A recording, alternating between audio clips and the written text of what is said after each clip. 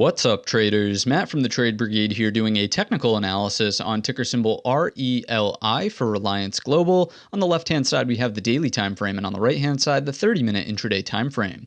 First things first, this will, of course, be a bit of an update. You can see some prior levels on our screen, notably this resistance right here around 771. On today's session, sure, we did break back up and over it, but where did we close, right? Back down underneath that big area of daily resistance coming from back in here, and even intraday that was resistance. We'll take a look in just a second on the 30. We should also point out that today's move was really just driven by a supply and demand issue. You can see big volume coming in on a low float stock. Generally speaking, when you have that supply and demand issue, price has to respond by moving higher, right? There's not a lot of shares out there. People want it, so prices move higher.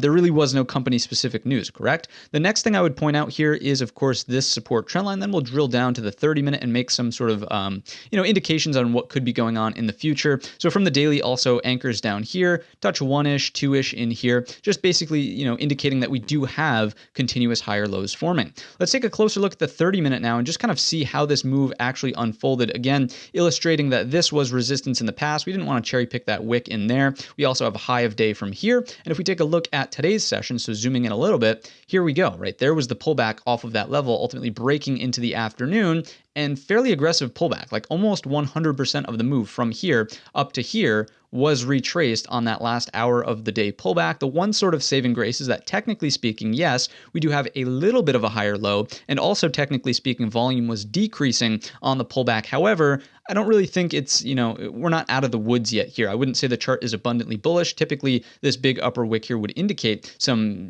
serious selling pressure. So there's something really simple that we can watch. It's going to be the support trend line, right? There's also something I would like to adjust about it. If we take out our little adjuster, let's go ahead and redraw it like this, okay? So if I do something like that, notice how much more clean and how many more interactions from price we get at this level, right? So if we use this as an anchor here, touch 1, 2, 3, and 4, that is far better than just 1 and 2 on the support trend line there. So to me, that's really the trend line to be watching. Any sort of pullbacks that do come and dribble a little bit lower, you're basically watching out for 7, right? Early on in tomorrow's session. Later on in the day, a little bit higher, maybe it's 725. But if we can start to hold this area, it's also the 30-minute 50 SMA, then fantastic. Maybe we continue those higher lows and make a rebound back for higher. The last thing we'll do on the 30-minute time frame, oops, wrong tool there, is to take out our Fibonacci's and just get a sense for where we've closed, right? So coming in from the low of the 930 bar, which is it's the low of the day, actually. It's going to be here. So that was actually at 10 o'clock up to the high of the day. Again, what you'll notice is the pullback was fairly aggressive. We did not support at the 38.2, the 50%, or